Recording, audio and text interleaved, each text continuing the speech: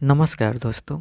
आज आप लोग अध्ययन करेंगे आरआरबी एनटीपीसी स्टेज फर्स्ट का इम्पॉर्टेंट समान अध्ययन। तो जिसमें से पहला है कोशिका का वह बाह्यतम आवरण कौन सा है जो कोशिका के अवयवों को उसके बाह्यतम या बाह्य वातावरण से अलग करता है। तो वह है प्लाज्मा झिल्ली।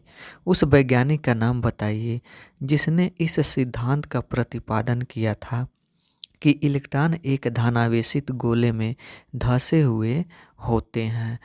तो वह वैज्ञानिक हैं जे थॉमसन, यानी दूसरा का ऑप्शन बी। अगला प्रश्न है नैसकाम का पूर्ण रूप क्या है।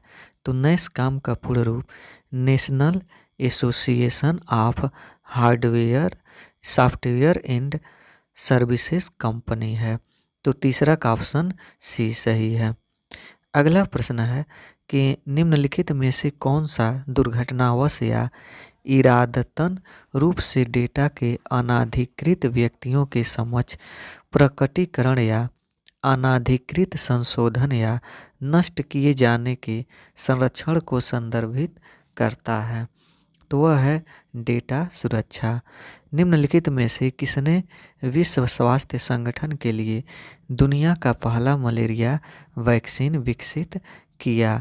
तो वह है यानी पांचवा का ऑप्शन बी। अगला प्रश्न है कि वायुमंडल में मौजूद इनमें से कौन सी गैस का उपयोग दहन श्वसन एवं नाइट्रोजन के ऑक्साइड के निर्माण नामक तीनों प्रक्रियाओं में किया जाता है। तो वह है ऑक्सीजन। अगला प्रश्न है वैज्ञानिक और गणितीय उपयोग के लिए एक उच्च स्तरीय प्रोग्रामिंग भाषा है। तो सातवां का ऑप्शन है डी यानी फोर्ट्रान। अगला प्रश्न निम्नलिखित में से कौन सा तत्व एक बहुमुखी तत्व है जो सभी सजीवों और हमारे द्वारा उपयोग की जाने वाली कई चीज़ों का आधार बनता है। तो वह है कार्बन। अगला प्रश्न है भारी जल के नामकरण का आधार क्या है। तो इसके नामकरण का आधार यह प्रोटियम के स्थान पर ड्यूटेरियम का उपयोग किया जाता है जो हाइड्रोजन का अपेक्षाकृत भारी समस्थानिक है। अगला प्रश्न है भारी जल के नामकरण ये तो बताया जा चुका है। अगला 10वां कि ऑपरेशन विजय निम्नलिखित में से किस युद्ध से संबंधित है। तो यह संबंधित है कारगिल युद्ध 1999। फिर अगला प्रश्न कि अखिल भारतीय खिलाफत समिति ने कब यह घोषणा करते हुए एक प्रस्ताव पारित किया कि किसी भी मुसलमान को ब्रिटिश भारतीय सेना में सेवा प्रदान नहीं करना चाहिए। तो वह यानी पारित किया गया जुलाई 1921 में। अगला प्रश्न उस राज्य का नाम बताइए जहां सियांग नदी पर भारत के सबसे लंबे single lane steel cable suspension पुल का उद्घाटन किया गया था।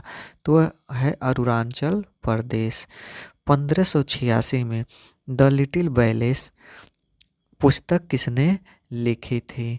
तो यह लिखी थी गैलीलियो गैलीली ने। अगला प्रश्न इसमें विरासती कस्बे ओरछा को यूनेस्को की विश्व धरोहर स्थलों की अस्थायी सूची में शामिल किया गया है। यह शहर किस राज्य में स्थित है। तो यह स्थित है मध्य प्रदेश यानी 14 का ऑप्शन बी। भारत की किस एकमात्र मुक्केबाज ने 6 बार विश्व मुक्केबाजी चैंपियन बनकर इतिहास रचा। तो मैरी कॉम। समाचार पत्र बंगाल गजट के संस्थापक कौन थे। तो वह हैं जे हिक्की। निम्नलिखित में से पश्चिमी तट यानी निम्नलिखित में से पश्चिमी तट में स्थित क्षेत्र का नाम बताइए।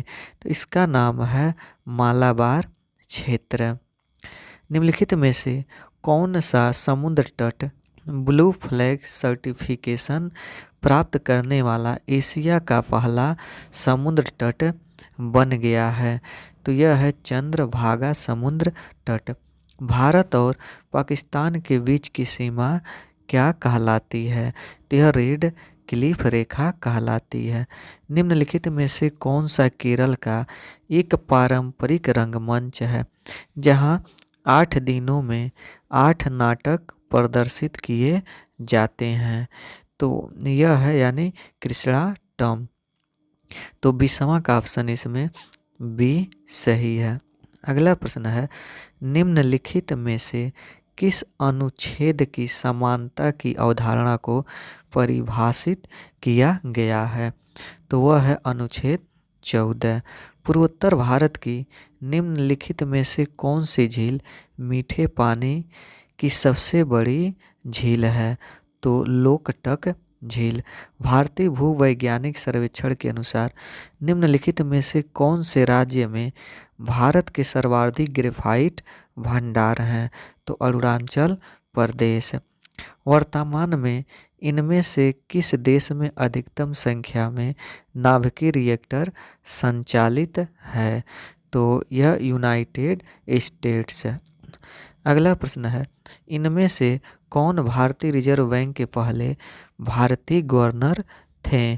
तो वह है यानी CD देशमुख, यानी 25 का ऑप्शन बी।